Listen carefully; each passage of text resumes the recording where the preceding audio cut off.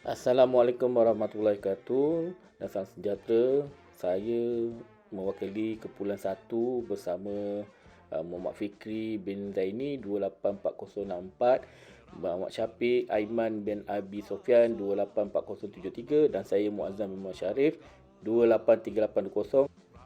Kumpulan 1 akan membentangkan teori komunikasi kumpulan, alat untuk menyampaikan maklumat dan sebagainya.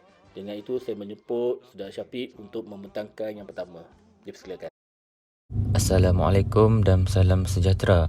Saya Muhammad Syafiq Aiman bin Abi Sufyan. Saya akan membentangkan bahagian pengenalan. Yang pertama, pandangan dan strategi yang akan membentuk alat dan kerangka sesuatu perkara yang hendak dilaksanakan.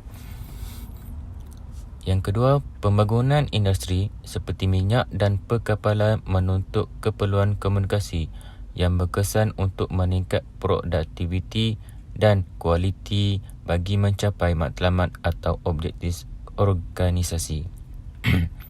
Seterusnya, sejarah dan latar belakang teori komunikasi. Adakah media massa berpengaruh dalam mengubah pilihan rakyat dalam kempen pilihan raya dan seumpamanya?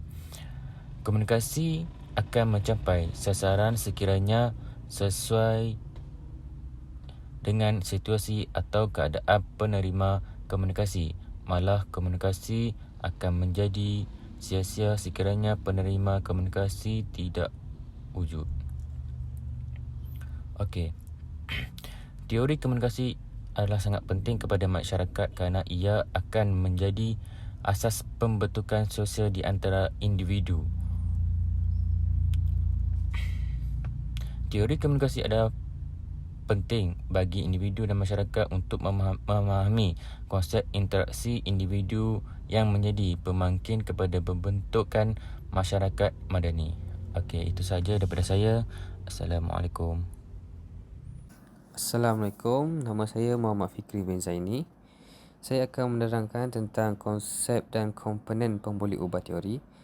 Yang pertama, kita dapat memahami suatu fenomena yang kita faham, tahu atau boleh jadi pengalaman yang sering kita alami dan juga perkara yang kita harapkan akan alami.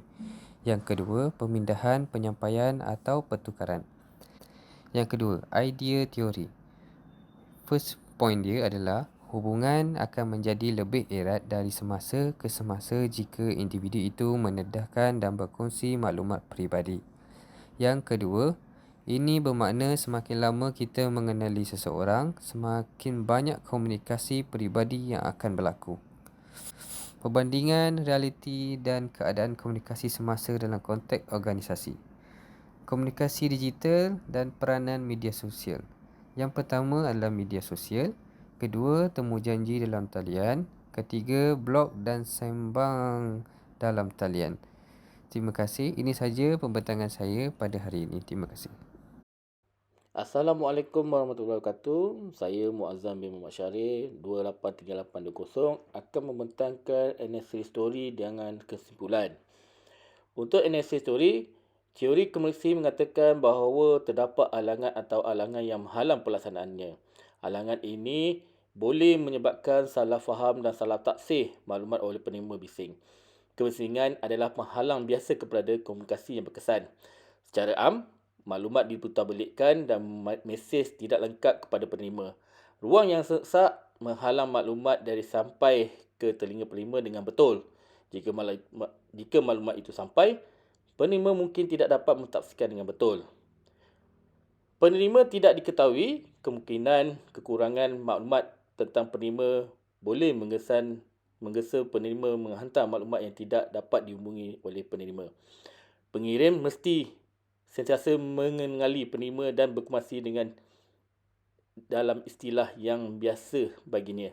Kejalian kandungan mesej mestilah menekankan maklumat yang ingin dihantar. Teori komunikasi mencadangkan bahawa untuk menjadi kuat kepada idea yang hendak disampaikan, perlu diketahui maksud. Jika tidak pertuturan, ia akan kehilangan makna bagi pengirim dan penerima. Yang terakhir adalah kesimpulan. Dari analisis di atas, nampak masa depan agenda pembangunan insan dan komunikasi di pelbagai negara akan menghadapi cabaran dan rintangan yang tidak sedikit. Soal agensi atau subtool akan menjadi lebih rumit manakala kerangka alam sekitar berserta kumpulan komunikasi untuk kemajuan pembangunan manusia terutamanya. Individu, perkasaan dan keselamatan manusia, walau bagaimanapun, ini tidak bermakna ia perlu mengambil pendirian menentang pembangunan kumpulan komunikasi dan globalisasi. Walaupun senario itu suram, keyakinan adalah perlu dan penting. Pengalaman sejarah menunjukkan bahawa pembangunan adalah impian dan keinginan rakyat, tetapi kandungan dalam bentuk bangunan mestilah mencerminkan minat dan nilai mereka. Pelibatan rakyat sebagai pihak kepentingan menentukan dasar pembangunan yang perlu dihormati. Sekian, terima kasih dari kami, Kumpulan 1, Teori Komunikasi Kumpulan.